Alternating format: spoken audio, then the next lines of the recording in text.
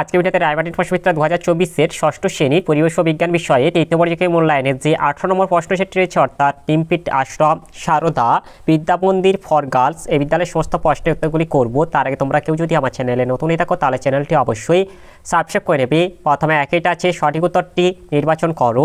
একে আছে স্ক্রু এর গায়ে যে ধাতব প্যাঁচ থাকে তা হলো, এটা নততল হবে। 2 সবচেয়ে বুদ্ধিমান পিঁপড়ে হলো, এটা কালো পিঁপড়ে। 3 আমাদের প্রতিদিনের কাজের জন্য দরকারি শক্তি আমরা পাই, এটা খাদ্য থেকে। 4 প্রতিটি টপিক লেভেল গৃহীত শক্তির 10% জীবদের দেহ গঠনের কাজে লাগে। এরপর 5 আছে এসআইতে বলের একক হলো, এটা নিউটন। 6 মৌমাছির নাচের ভাষা আবিষ্কার করেন, এটা কার্ল ফন ফিশ। 7 পাইয়ের মান হলো, এটা 3.14। 8 একই বৈশিষ্ট্যযুক্ত জীবদের বলা হয়, এটা প্রজাতি। 9 নৌকার দাঁড় হলো, এটা দ্বিতীয় শ্রেণীর লিভার। 10 সিএ যে মৌলটির চিহ্ন তা হলো, এটা ক্যালসিয়াম। এরপরে 11 টাইফয়েড রোগটি ব্যাকটেরিয়া ঘটিত। এরপরে 12 দোকান থেকে প্লাস্টিকের ব্যাগ নিতে অস্বীকার করা, এটি ফোরার পদ্ধতির কোন দিকটিকে তুলে ধরে, এটা রিফিউজ। এরপর 13 সবচেয়ে হালকা মৌল, এটা হাইড্রোজেন। 14 এককোষী জীবের রাজ্য হলো, এটা প্রোটিস্টা। 15 ডেকামিটার এককের চিহ্ন হলো, এটা ড্যাম। এরপরে 16 খাদ্য লবণ কী কী মৌল দিয়ে তৈরি, এটা হবে সোডিয়াম ও ক্লোরিন। এরপরে 17 প্রদত্ত কোনটি তরল পদার্থ, এটা পারদ হবে। 18 যোগ হলো এক প্রকার, এটা অ্যানিলিডা।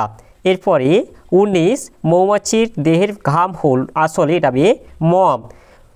20 মিথেনের সংকেত হলো, এটা CH4। 21 কোন পর্বের প্রাণীদের মুখ দেহের নিচের দিকে অবস্থিত, এটা অ্যাকাইনোডার্মাটা। এরপরে 2 দিকে আছে অতি সংক্ষিপ্ত উত্তর দাও। 1 আছে কোন সরলযন্ত্র ব্যবহার করে কুয়ো থেকে জল তোলা সুবিধাজনক, এটা কপিকল। এরপর 2 আছে হাতের সুর আসলে কি, হাতের সুর আসলে নাক ও উপরের ঠোঁট জোড়া লেগে সুর তৈরি হয়েছে। এরপরে 3 যেটা আছে বেমানান শব্দটি খুঁজে বের করো, এটা রিকভার হবে। 4 আছে হামব্যাক তিমিরা কীভাবে নিজেদের মধ্যে যোগাযোগ রাখে, এটা সুরেলা গানের মাধ্যমে। 5 আছে উদ্ভিদের বৃদ্ধি পরিমাপ করা হয় কোন যন্ত্রের সাহায্যে, এটা আর্ক অক্সিনোমিটার। 6 আছে একটি জৈব অভঙ্গুর বর্জ্য পদার্থের উদাহরণ দাও, এটা প্লাস্টিক। এরপর 7 আছে সিনথেটিক এনামেল কি, সিনথেটিক এনামেল হলো এক ধরনের তেল রং যা লোহাকে মরচে থেকে বাঁচায়। এরপরে 8 আছে শূন্যস্থান পূরণ করো, এটা প্রাণীর উচ্চতা সাধারণত সেন্টিমিটার স্কেলে মাপা হয়। এরপরে 9 আছে স্তন্যপায়ী প্রাণীদের দেহ কি দিয়ে ঢাকা থাকে, এটা লোম দিয়ে। এরপর 10 শূন্যস্থান পূরণ করো, ঘর্ষণের ফলে এটা তাপ উৎপন্ন হয়। 11 চুম্বক লোহার পেরেককে আকর্ষণ করছে, এখানে কোন শক্তি কোন শক্তিতে রূপান্তরিত হচ্ছে, এটা হচ্ছে যান্ত্রিক শক্তি চৌম্বক শক্তিতে রূপান্তরিত হচ্ছে।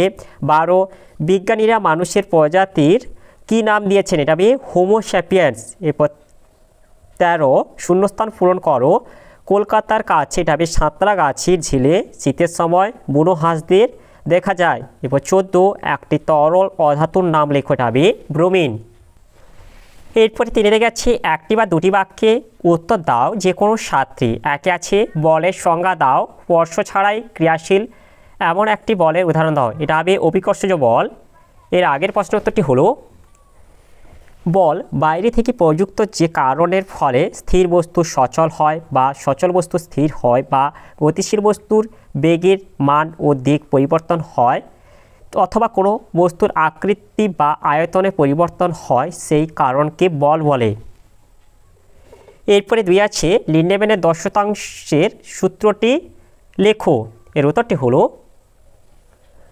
প্রতিটি পুষ্টিস্তরে গৃহীত শক্তির 10% ওই পুষ্টিস্তরের জীবদের দেহ গঠনের কাজে লাগে, যা পরবর্তী পুষ্টিস্তরের জীবেরা গ্রহণ করতে পারে, বাকি 90% শক্তির স্থানান্তরকরণ হয় না। এরপরে 3 গেছে একটি দ্বিতীয় শ্রেণীর লিভারের রেখাচিত্র অঙ্কন করো। এই যে তোমরা চিত্রটা দেখে নাও, দ্বিতীয় শ্রেণীর লিভারে প্রথমে সি বিন্দুতে যেটা হচ্ছে আলম্ব কাজ করে এবং বি বিন্দুতে হচ্ছে বাধা এবং এ বিন্দুতে এটা হচ্ছে বল কাজ করে। এখানে হচ্ছে আলম্ব ও বলের মাঝামাঝি জায়গায় থাকে বাধা। এরপরে 4 আছে শিকার ধরার জন্য বাঘের দেহের বিভিন্ন অঙ্গের গঠন কিভাবে সাহায্য করে তা লেখো। এর উত্তরটি হলো এটা এই যে তোমরা এখান থেকে বলে দেবে যে বাঘ অত্যন্ত শক্তিশালী, এদের সাংঘাতিক জোরালো চোয়াল ও বড় ধারালো সদন্ত বা ক্যানাইন বর্তমান, এদের চলাফেরার কোনো শব্দ হয় না, এদের দৃষ্টিশক্তি ও শ্রবণ শক্তি অত্যন্ত প্রখর। এরপরে 5 আছে অক্সিজেনের 2টি ধর্ম লেখো। অক্সিজেনের 2টি ধর্ম হলো, এক হচ্ছে অক্সিজেন বর্ণহীন গন্ধহীন গ্যাসীয় পদার্থ, বাতাসের চেয়ে সামান্য ভারী। 2 অক্সিজেন কোনো কিছুকে জ্বলতে সাহায্য করে কিন্তু নিজে জ্বলে না। এরপরে 6 আছে চাষি পিঁপড়েরা কোথায় বাসা বানায়, এদের প্রিয় খাদ্য কী। এর উত্তরটি হলো চাষি পিঁপড়েরা মাটিতে গর্ত করে বাসা বানায় এবং চাষি পিঁপড়েদের প্রিয় খাদ্য হলো সাদা রঙের ছত্রাক। এরপরে 7 আছে পার্থক্য লেখো জৈব ভঙ্গুর ও জৈব অভঙ্গুর বর্জ্য পদার্থ। জৈব ভঙ্গুর বর্জ্য পদার্থ জৈব অভঙ্গুর বর্জ্য পদার্থ বিষয় এক হচ্ছে প্রকৃতি। এই প্রকার বর্জ্য পদার্থ অল্প কিছুদিনের মধ্যেই মাটিতে মিশে যায়, এগুলি প্রধানত জীবজাত বর্জ্য পদার্থ। আর এই প্রকার বর্জ্য পদার্থ দীর্ঘদিন মাটিতে অপরিবর্তিত রূপে পড়ে থাকে, এগুলি প্রধানত অজীবজাত বর্জ্য পদার্থ। এরপর এটা হচ্ছে বিয়োজকের সঙ্গে সম্পর্ক, এদের উপর মাটিতে থাকা বিভিন্ন বিয়োজক যেমন ব্যাকটেরিয়া ছত্রাক প্রভৃতি ক্রিয়া করে এবং এদের পচন ঘটায়। এটা এদের ওপর কোনো বিয়োজক ক্রিয়া করতে পারে না। এরপরে এটা হচ্ছে বিয়োজন ক্ষমতা, এগুলি জটিল অবস্থা থেকে বিয়োজনের মাধ্যমে সরল অবস্থায় পৌঁছায়, এগুলি অপরিবর্তিত থাকে। এরপর 4 এটা হচ্ছে উদাহরণ, ফল ও সবজির খোসা, পচা শাক পাতা, খড় ঘাস প্রভৃতি। এটা হবে প্লাস্টিক, টিভি, কম্পিউটারের ভাঙা ক্যাবিনেট, নষ্ট হওয়া টায়ার, কাচের শিশি প্রভৃতি। এরপরে 8 আছে গুপ্ত বীজি উদ্ভিদ কয় প্রকারের হয় ও কী কী, প্রত্যেক প্রকারের উদাহরণ দাও। এর উত্তরটি হলো গুপ্তবীজি উদ্ভিদ 2 প্রকার, যথা হচ্ছে একবীজপত্রী ও দ্বিবীজপত্রী। একবীজপত্রী উদ্ভিদের উদাহরণ হলো ভুট্টা গাছ ও দ্বিবীজপত্রী উদ্ভিদের উদাহরণ হলো মটর গাছ। এরপরে 9 আছে সি হর্স কীভাবে বংশবৃদ্ধি করে। এর উত্তরটি হলো, এর উত্তরটা তোমরা এখান থেকে বলে দেবে যে সমুদ্রে বসবাসকারী সি হর্স হলো এক প্রকার অস্থিযুক্ত মাছ। বাবা সি হর্সের লেজের কাছে একটা বিশেষ থলি থাকে, মা সি হর্স ওই থলির মধ্যে ডিম তুলে রাখে। বাবা সি হর্স দিনরাত ডিমগুলোকে পাহারা দেয়, বাবার দেহের ওই থলির মধ্যে ডিম ফুটে বাচ্চা সি হর্স জন্মায় এবং আস্তে আস্তে বড় হয়ে ওঠে। এরপরে 4 গেছে 3-4টি বাক্যে উত্তর দাও যে কোনো 7টি। 1 আছে কেলাসন কি, এটি কি কাজে ব্যবহার করা হয়। এর উত্তরটি হলো উচ্চ উষ্ণতার সম্পৃক্ত দ্রবণকে ধীরে ধীরে ঠান্ডা করলে কিছু পরিমাণ দ্রাবণ নির্দিষ্ট জ্যামিতিক আকৃতিতে অর্থাৎ কেলাস আকারে পাত্রের তলদেশে জমতে থাকে, এই পদ্ধতিকে কেলাসন বলে।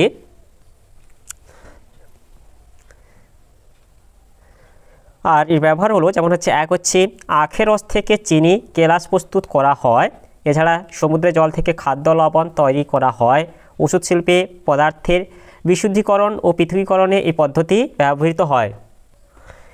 এরপরে 2 আছে খাদ্য পিরামিড বলতে কি বোঝায়, একটি খাদ্য পিরামিডের চিত্র অঙ্কন করো। এর উত্তরটি হলো যে কোনো খাদ্য শৃঙ্খলের অন্তর্গত উদ্ভিদ ও প্রাণীদের নিচ থেকে উপরে ক্রমিক পর্যায়ে অনুভূমিকভাবে সাজালে যে ছক বা পিরামিড তৈরি হয় তাকেই বলা হয় খাদ্য পিরামিড। এই তোমাদের পাশে খাদ্য পিরামিডের চিত্রটা দেওয়া আছে, তোমরা দেখে নাও, এইভাবে তোমরা চিত্রটা এঁকে দেবে। এরপরে 3 আছে ধাতুর প্রধান 3টি বৈশিষ্ট্য উল্লেখ করো। এর উত্তরটি হলো 1 হচ্ছে ধাতুগুলি নমনীয় হয়, তাই ধাতুগুলিকে হাতুড়ি দিয়ে পিটিয়ে পাতলা পাতে পরিণত করা যায়। সোনার উপর নমনীয়তা সবচেয়ে বেশি, তামা ও অ্যালুমিনিয়াম ধাতু নমনীয়তাও খুব বেশি। এরপর 2 আছে ধাতুগুলি প্রসারণশীল হয়, সেই জন্যই সোনা রূপ তামা প্রভৃতি ধাতুর লম্বা সরু তার তৈরি করা যায়, যা বিভিন্ন কাজে ব্যবহৃত হয়। এরপর 3 আছে ধাতুগুলি তাপ ও তড়িতে সুপরিবাহী। ধাতুগুলি সহজে তাপ পরিবহন করে বলে রান্নার বাসন ধাতু নির্মিত হয়। রূপোর তাপ পরিবাহিতা সবচেয়ে বেশি এবং লেড ধাতুর তাপ পরিবাহিতা সবচেয়ে কম। অন্যান্য ধাতুর মধ্যে তামা ও অ্যালুমিনিয়াম সহজে তড়িৎ পরিবহন করে, তাই তড়িৎবাহী তার এই ধাতু দুটির দ্বারাই তৈরি করা হয়। এরপরে 4 আছে পৃথিবীতে প্রয়োজনীয় সব রকম শক্তির উৎস সূর্য। উক্তিটি ছকের সাহায্যে ব্যাখ্যা করো। এর উত্তরটি হলো, এই যে তোমাদের পাশে ছকটা দেওয়া আছে, তোমরা দেখে নাও। পৃথিবীর সব শক্তি প্রত্যক্ষ বা পরোক্ষভাবে সূর্য থেকে আসে। যেমন 1 হচ্ছে সূর্যের আলো ও অন্যান্য উপাদানের সাহায্যে সবুজ উদ্ভিদ খাদ্য তৈরি করে। এই খাদ্যের মধ্যে সৌরশক্তি, রাসায়নিক শক্তি বা স্থিতিশক্তি রূপে জমা থাকে। প্রাণীরা এই খাদ্য গ্রহণ করে জীবন ধারণের জন্য প্রয়োজনীয় শক্তি পায়। 2 কাঠ, কয়লা, পেট্রোল, ডিজেল প্রভৃতি জ্বালানি পুড়িয়ে তাপশক্তি পাওয়া যায়। এগুলিও মূল উৎস সূর্য। বহু কোটি বছর ধরে মাটির নিচে চাপা পড়ে থাকা উদ্ভিদ ও প্রাণীর দেহ যথাক্রমে কয়লা ও খনিজ তেল ও প্রাকৃতিক গ্যাসে রূপান্তরিত হয়। কয়লা পুড়িয়েই আমরা তাপশক্তি পাই। সূর্যের তাপে জলাশয়, নদী, সমুদ্রের জল বাষ্পীভূত হয়ে মেঘের সৃষ্টি করে। মেঘ থেকে যে বৃষ্টিপাত হয় সেই জলস্রোতকে কাজে লাগিয়ে টারবাইন ঘুরিয়ে জলবিদ্যুৎ উৎপাদন করা হয়। পৃথিবীর সব জায়গায় সূর্য থেকে সমান তাপ পায় না বলে বায়ুপ্রবাহের সৃষ্টি হয়। এই বায়ুপ্রবাহ এর দ্বারা বায়ুচালিত কলকে চালিয়ে বিদ্যুৎ উৎপন্ন করা হয়। সৌরশক্তিকে সরাসরি ব্যবহার করে সৌরকোষ ও সৌরচুল্লিতে তড়িৎ শক্তি উৎপাদন করা হয়। সুতরাং দেখা যাচ্ছে পৃথিবীতে প্রয়োজনীয় সব শক্তির উৎস সূর্য। এরপরে 5 আছে উৎপাদক ও খাদকের মধ্যে পার্থক্য লেখো। এর উত্তরটি হলো, উৎপাদক খাদক বিষয় 1 হচ্ছে সংজ্ঞা। যারা নিজেদের দেহে নিজেই খাদ্য উৎপাদন করে তা এবং প্রাণীদের খাদ্য তথা শক্তি যোগান দেয় তাদের উৎপাদক বলে। যেমন সবুজ উদ্ভিদ। যে সমস্ত জীব তাদের জীবন ধারণের জন্য উৎপাদকের উপর প্রত্যক্ষ বা পরোক্ষভাবে নির্ভরশীল তাদের খাদক বলে, যেমন সমস্ত প্রাণী। এরপর 2 আছে সৌরশক্তি আবদ্ধ করার ক্ষমতা। সৌরশক্তিকে সরাসরি নিজের দেহে আবদ্ধ করতে সক্ষম। 2 একটি নিম্ন শ্রেণীর প্রাণী ছাড়া খাদ্যগুলির অধিকাংশেরই এই ক্ষমতা নেই। এরপরে 3 আছে প্রকারভেদ। উৎপাদকের কোনো প্রকারভেদ নেই। বিভিন্ন ধরনের প্রকারভেদ বর্তমান, যেমন প্রথম শ্রেণীর খাদক, দ্বিতীয় শ্রেণীর খাদক, তৃতীয় শ্রেণীর খাদক ইত্যাদি। এরপরে 6 আছে অভিকর্ষ বলের আর এক নাম কি? এটা ওজন হবে। এবার পৃথিবীতে সমস্ত প্রাণীর খাদ্যের উৎস কি? এটা সূর্য হবে। এবার যেটা আছে খাদ্যের মধ্যে সৌরশক্তি কোন শক্তি রূপে জমা থাকে? এটা হবে রাসায়নিক শক্তি রূপে। এরপরে 7 আছে তোমার এলাকায় মশার উপদ্রব বেড়ে গেছে, তুমি ও তোমার বন্ধুরা মিলে কিভাবে মশার সংখ্যা বৃদ্ধিকে নিয়ন্ত্রণ করবে? এর উত্তরটি হলো,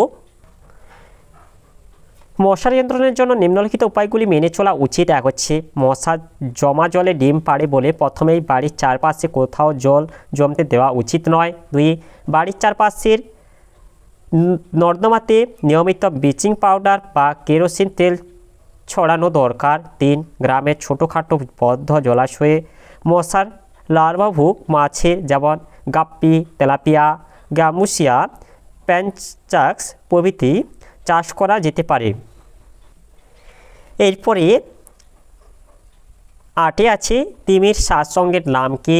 তিমি জলের নিচে থেকে উপরে ভেসে উঠলে সাদা ফোয়ারা দেখা যায় কেন? এর উত্তরটি হলো, তিমির সারসংঘের নাম ফুসফুস। তিমি জলে বাস করে, জলে উপরে ভেসে উঠে তিমি শ্বাস নেয়। তিমি একসঙ্গে অনেকটা বাতাস টেনে নেয় ও অনেকটা বাতাস ছেড়ে দেয়। তিমির মাথায় থাকা ব্লো হোল নামক ছিদ্রের সাহায্যে তিমি খুব জোরে নিঃশ্বাস বায়ু ত্যাগ করে। এই বর্জিত বায়ু অত্যন্ত গরম থাকে বলে আশপাশের বাতাসের জলকণাগুলো জলীয় বাষ্পে পরিণত হয়। সুতরাং তিমি জলে ভেসে উঠে নিঃশ্বাস ত্যাগের সময় এই কারণে প্রায় 10 থেকে 40 ফুট পর্যন্ত উঁচু জলীয় বাষ্পের ফোয়ারা চোখে পড়ে। এরপরে 9 আছে একটি করে গ্যাসীয়, তরল ও কঠিন বর্জ্য পদার্থের উদাহরণ দাও। এর উত্তরটি হলো, একটি কঠিন বর্জ্য পদার্থের উদাহরণ হলো যেমন হচ্ছে প্লাস্টিকের বোতল অথবা তুমি টিনের ক্যান বলে দিতে পারো।